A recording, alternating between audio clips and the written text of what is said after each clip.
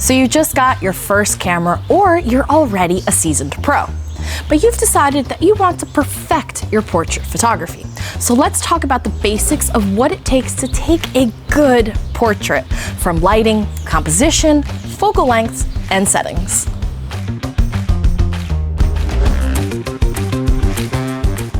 For starters, welcome to the Extroverts Club, or if you're looking to become one. Portrait photography is all about getting on a deeper level with your subjects to capture their best selves. And sometimes that requires you to do a little bit of coaching, hyping, and putting yourself out there with strangers. Before we even press the shutter button, it's your job to make an immediate connection with your subject. Sometimes we have 30 minutes, and sometimes we're lucky to have a few days. But regardless, they put their trust in you, so it's your job to make sure that you're making your subject feel comfortable, not waste their time, and make sure they're having some fun doing something they're not used to doing, like being photographed. I have photographed countless couples, babies, families, and even pets.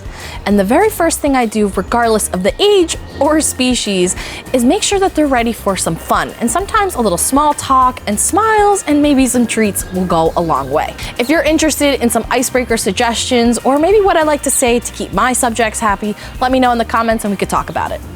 Next is know your stuff. Like I mentioned, your subject is trusting you, so you better be on your A game. And I think that's why you're here watching today, because you want to learn. Researching and learning is the best place to start when becoming a great photographer. Lighting is key when photographing people. If you took the same exact photo at 12:30 and then again at 6:30 p.m., I can almost guarantee that the 6:30 p.m. is gonna be the better photo. When a couple or family asks for a time frame, I always suggest earlier in the morning or right before sunset. These really are the best times for that softer light that won't cast unwanted shadows on your subject's face. When it comes to light on your subject's face, we want it to be even and soft. That way we can use the preferred camera settings, rather than having to use settings to fight off the sun. Look for a shady area like under a tree to place your subject, and ideally the sun would be about 45 degrees from your subject, and move them around and look for the best lighting situation. You'd be surprised how many different types of photos that you can get in just one spot. I love to play with backlight and placing my subject in front of the sun to get that beautiful glow. But that isn't to say that you can't make that 12 p.m. photo better with things like flash and a diffuser. A 5-in-1 reflector can and will become your best friend when shooting outside, and you can use a speed light to help fill in those unwanted shadows.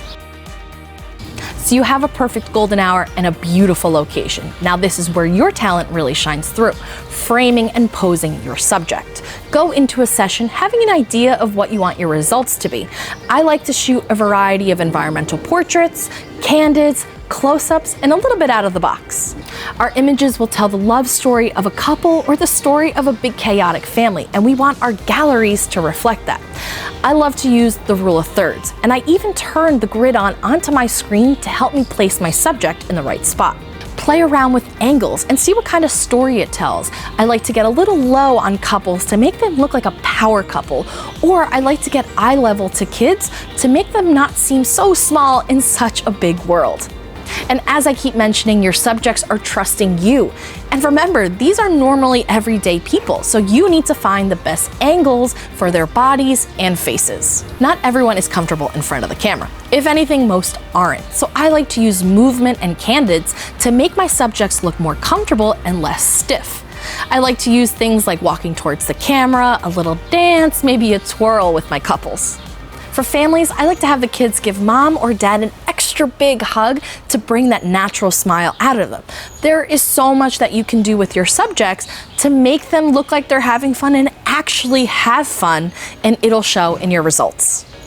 When it comes to portraits, the lens is going to matter a little bit more than the camera. The right focal length is going to make a difference in your composition, the sharpness, and give it that professional look that your client is looking for. Now I can make a whole video on the right lens for portraits, but I actually did do that. So that should be your next step after watching this video. My go-to lenses is a 24-70 f2.8, a 50mm 1.2, and an 85 1.4. Now this is my setup. And I'm not saying that you should go out right now and go buy high-end prime lenses. and you shouldn't until you are ready. You should have a lens that shoots at least f4, but ideally 2.8 is great. The smaller number of your aperture, the more sharp your subject will be and the more blurry the background will be.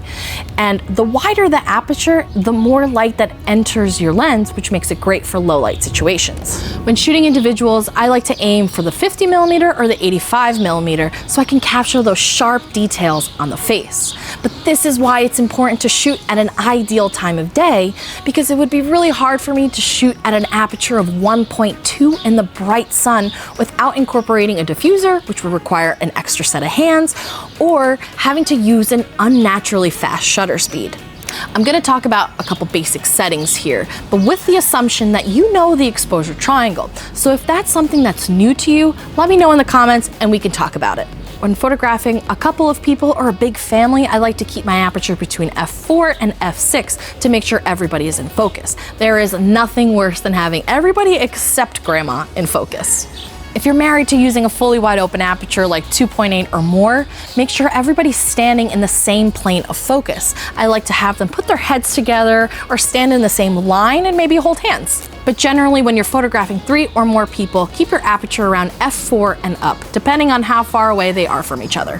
Now, if your subjects are walking towards you, jumping, dancing, popping a bottle of champagne, you're gonna want a faster shutter speed. I'll aim for 1/200 or faster, depending on how fast the movement is. Now, these rules aren't set in stone. Once you've mastered your settings, it's time to break those rules. I love to play around with the slow shutter speed to create a dreamy out of focus look, or I love to shoot wide open and pinpoint my focus on only one part of the frame and my subjects are totally out of focus. And this is where your talent really comes through and you get to tell the story of your subjects.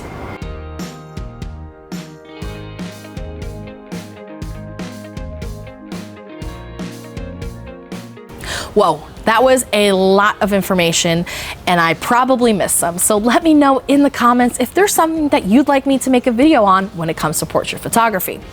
In the meantime, good luck on your next session. I can't wait to see all of your photos. I'm Maria and thanks for watching.